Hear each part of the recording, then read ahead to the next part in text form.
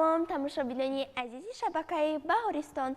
بله باز مهمانی خانوادگی شماست. برنامه نوبتی 291 با اشتراک دونایکانی تربیت گیرندگانی کودکستانی رقمی 128 ناحیه فردوسی. بینندگان عزیز باید گفت که اشتراکچیان برنامه امروزه ما خیلی زیرک و کنجکاو هستند و هر یکی آنها به طاقتانه آغاز برنامه را انتظار است. پس بیاید با اشتراکچیان برنامه امروزه شناس شده شرط اولی برنامه را آغاز میکنیم.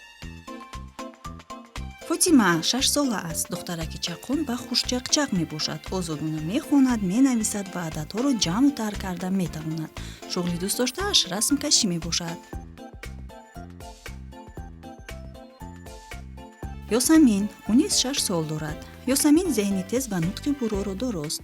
یاسمین نیز همه حرف‌ها را می‌شناسد و عددها را طرح و جمع کرده می‌تواند. شغلی دوست داشته‌اش گوش کردن افسانه می‌باشد. در مشغولیت‌ها خیلی فعال است. صفیه دخترک با آداب و شیرین سخن است. ذهنی تیز و نطق برو دارد. در مشغولیت‌ها خیلی فعال بوده می‌خواهد در آینده معلم شود. شکریه دانش خیلی خوب دارد. شعرهای زیادی را از بر کرده است و نطقش براست. شکریه می‌خواهد در آینده دکتر کودکان شود.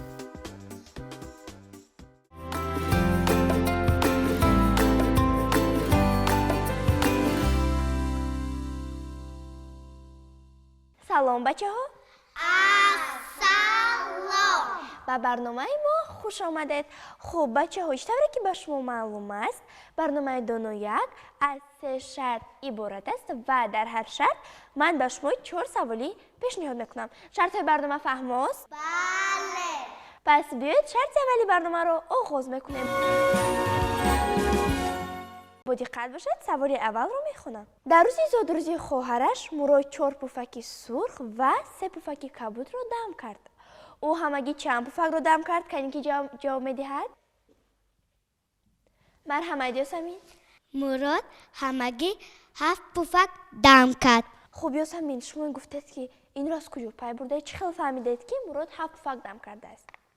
4 جمع 3 7 می شود. چه خیلی 4 جمع 3 8 نمی شود؟ نه. خب تر حساب کنید 8 می شود که 1 2 3 4 1 2 3. یعنی 4 جمع 3 چند شده است؟ 7. یعنی جواب درست چند است؟ 7. آفرین یاسمین جواب شما کاملا درست است. خب میگذاریم به سوال دیگر با دقت باشید. مادر کلان برای بافتن کمزوچه 10 بسته ریشته خرید ولی تنها 7 رو استفاده کرد. چند بسته ریشته باقی ممکنه که جواب میدهد؟ خب مرحمت فاطمه. 3 تا ریشته زیادی کرد. چه خیلی در اول 10 تا بود کو؟ شما از کجا فهمیدید که 3 تا ریشته زیادی کرد؟ برای که 7 تا استفاده کردن. یعنی اگر از 10 7 رو گیریم چند می شود؟ از 10 7 رو گرفتیم 3 ریشته است. یعنی 3 ریشته دیگر باقی ماند. همین خیلی؟ بله. آفرین فاطمه جواب شما کاملا درست است. خب بچه ها با دقت باشید سوال سوم شرط اولی برنامه رو میخونم. سوال چنین است. 5 شکل گئومتری رو نمبر کنید. کی نمبر میکند؟ مرحمت صفیه. 3 کنجه 4 کنجه دایرشه 24 کنجه براس کنجه. آفرین صفیه جواب شما کاملا درست است. خوب میگذاریم به سوال دیگر با دقت باشید. برای آرا دادن زاچش امینه 4 دانه انگشترین 2 دانه دستپانه و 1 دانه گردنبند ساخت. وی همگی چند دانه آرایشات ساخت که جواب میدهد؟ مرحمت یاسمین. امینه همگی 7 آرایشات ساخت. وی چه ها ساخته بود که این نمبر کنید؟ آن اول 4 تا انگشتری ساخت 2 تا دستمانه ساخت با 1 تا گردنبند ساخت. همشون جمع کنید 7 می شود. یعنی امینه همگی برای زاچش چند آرایشات ساخته بود است؟ 7. جواب درست چند است؟ 7. آفرین یاسمین جواب شما کاملا درست است. بینندگان عزیز در همینجا شرط اولی برنامه نیز به انجام میرسد. بیاید خواهی به دستاورده اشتراکچیان را در شرط اولی برنامه حساب کردن میگذاریم بر شرط دومی برنامه. чӣ тавре пай бурдед, шарти аввали барнома хеле ҷолиб буд ва ягон иштирокчӣ ғолибиятро аз даст додан намехост. Дар яке мехост аввалин шуда даст бардорад ва соҳиби хол гардад. дар натиҷа дар шарти аввали барнома фотима ва сафия як холӣ, ёсамин бошад ду холро соҳиб шуд. моро дар пеш ду шарти дигар интизор аст. биёед якҷо тамошо мекунем.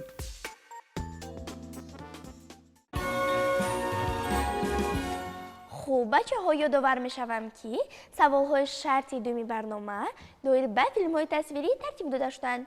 پس با دقت باشید سوال اول رو می خونم. قهرمان کدام فیلم تصویری پسرک است که در جنگل در میان حیوان های وحشی کلان شده است؟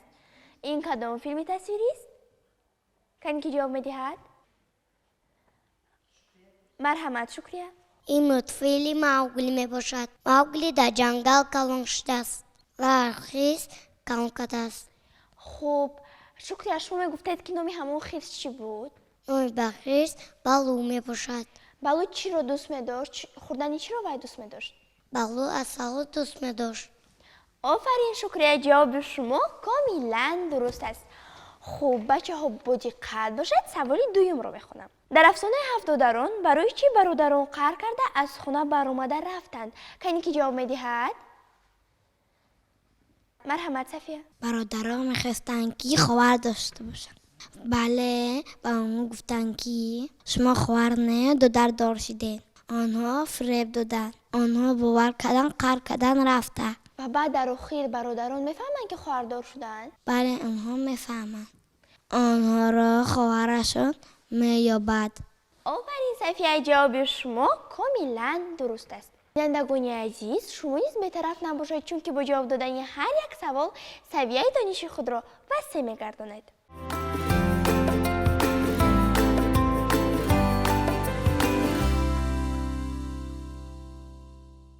خوب میگذاریم به سوال دیگر. با دقت باشید.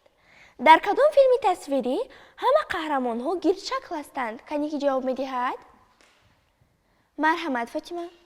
این فیلم سمیشارک می باشد. خب فاطمه، شما میتوانید از بین قهرمان های اساسی این مولتفیلم یگانتش را نام بر کنید؟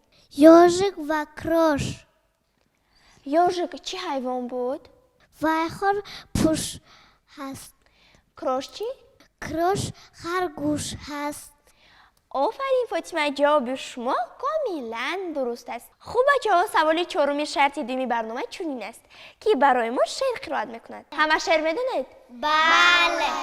پس بیاید از یک سر من از شما میپرسم. بیاید از فاطمه آغاز میکنیم. مرحمت فاطمه.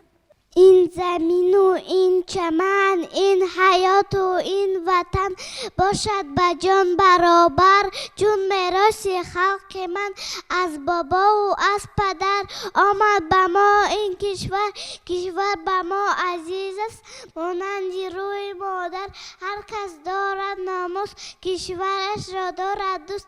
ما به کشور پیوند مانند ناخن و پوست. آفرین فاطمه. مرحمت یاسمین. У меня есть семья, мама, папа, брат и я. Лучше всех мы живем, песни громко поем. Никому не разрешу обижать мою семью. Пусть живет семья, мама, папа, брат и я. آفرین یاسمین. مرحمت صفیه. Душанбе столица наша, всех столиц на свете краша. Город чудный, город славный, для меня он самый главный. Я родился в Душанбе, и он очень дорог мне. آفرین صفیه. مرحمت. شکریه. В садик нужно мне ходить, чтобы в школе лучшим быть. Здесь научат рисовать, буквы первые писать, смастерить поделку, мишку или белку, выполнять зарядку, жить пора порядку. Стану всех умнее вас и пойду я первый класс. آفرین. شکریه. بینندگان عزیز، طوری که شما پی بردید به این سوال هر چه اشتراکچی ما جواب درست دادند، پس به هر یک آنها یک خلی داده می شود و در همینجا شرطی دومی برنامه نیز به انجام می رسد. بیاید خواهیم دستاورده اشتراکچیان را در شرطی دومی برنامه حساب کردم میگذاریم به شرطی سومی برنامه. саволҳои шарти дуюми барнома доир ба афсона ва филмҳои тасвирӣ тартиб дода шуда буданд. дар ин шарт низ иштирокчиён ғолибиятро аз даст додан намехостанд. кӯшиш мекарданд аввалиншуда ба савол ҷавоб гардонанд. Дар натиҷа Ёсамин як хол, дигарон бошанд ду холиро соҳиб шуданд. бо мо бимонед ва натиҷаи шарти сеюмро якҷо тамошо мекунем.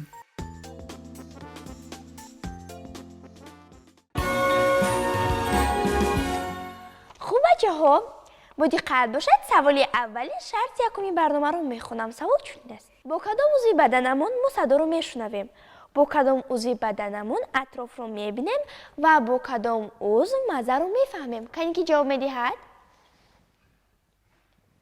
марҳамат, шукрия. мо ба чашмонамон атроф мебинем, бо гӯшҳоямон садоа мешнавем, бо забонамон маззаа мечашем. хуб, шукрия, шумо гуфтаед ки мо бо кадом узви баданамон роҳ мегардем? мо бо поҳоямон роҳ мекардем. офарин, шукрия, ҷавоби шумо комилан дуруст аст. хуб, мегузарем ба саволи дигар. савол чунин аст: фасли баҳор кадом моҳҳоро дар бар мегирад? кане ки ҷавоб медиҳад? марҳамат, Ёсамин. баҳор 3 моҳ дорад: март, апрел, май. хуб, Ёсамин, шумо гуфтед ки дар баҳор бо табиат чӣ рух медиҳад? табиат зинда мешавад, ҳама ҷо сабз мешавад, дарахтон гул мекунад. офарин, Ёсамин, ҷавоби шумо комилан дуруст аст. хуб, бо диққат бошед. савол чунин аст: кадом сабзавотро пӯст кунем аз чашмонамон об меравад? кане ки ҷавоб медиҳад? марҳамат, Сафия. ин сабзавот пиёз мебошад. вақти пиёзро пӯст мекунем, аз чашмонамон об меравад. хуб, Сафия, шумо гуфтед ки ягон бор пиёзро пӯст кардаед? не, ман пиёзро пӯст накардам, вале вақти модарам пӯст мекунад, агар ман дар пешашон бошам, чашмонамон месӯзад. офарин, Сафия, ҷавоби шумо комилан дуруст аст. хуб, бачаҳо, бо диққат бошед. саволи чорми шарти сеюми барномаро мехонам. савол чунин аст: ҳайвонҳоро ба чанд гурӯҳ ҷудо мекунанд? кане ки ҷавоб медиҳад? марҳамат, Фотима. ҳайвонҳоро ба 2 гурӯҳ ҷудо мекунанд. кадомҳоянд? ҳайвонони ваҳшӣ ва хонагӣ. хуб, Фотима, шумо гуфтед ки ба ҳайвонҳои ваҳшӣ кадом ҳайвонҳо дохил мешаванд? шер, хирс, паланг. инҳо ҳайвонони ваҳшиянд. онҳо дар ҷангал зиндагӣ мекунанд. ҳайвонҳои хонагӣ бошад? кадомҳоянд? гурба, саг, гов, буз, гӯспанд. инҳо ҳайвонони хонагиянд. ҳайвонҳои хонагӣ дар куҷо зиндагӣ мекунанд? онҳо ҳам дар ҷангал зиндагӣ мекунанд? онҳо дар хона зиндагӣ мекунанд. дар пеши одамон ҳамин хел не? бале. офарин, Фотима, ҷавоби шумо комилан дуруст аст. бинандагони азиз, дар ҳамин ҷо шарти сеюми барнома низ ба анҷом мерасад. биёед хоҳои ба дастовардаи иштирокчиёнро дар ҷамъ ҳисоб карда ғолибро муайян мекунем. дар шарти сеюми барнома нисар як иштирокчӣ пешдастиро аз даст додан намехост. чун ин шарти охирини барнома аст, кӯшиш менамуданд холҳои бештарро ба даст оранд. дар натиҷа ҳама иштирокчиён тавонистанд як холиро ба даст оранд. ҳамин тариқ баъд аз ба анҷом расидани 3 шарти барнома, Фотима, Ёсамин ва Сафия холҳои баробарро ба даст оварданд. барои муайян кардани ғолиб ба онҳо саволи иловагӣ дода мешавад.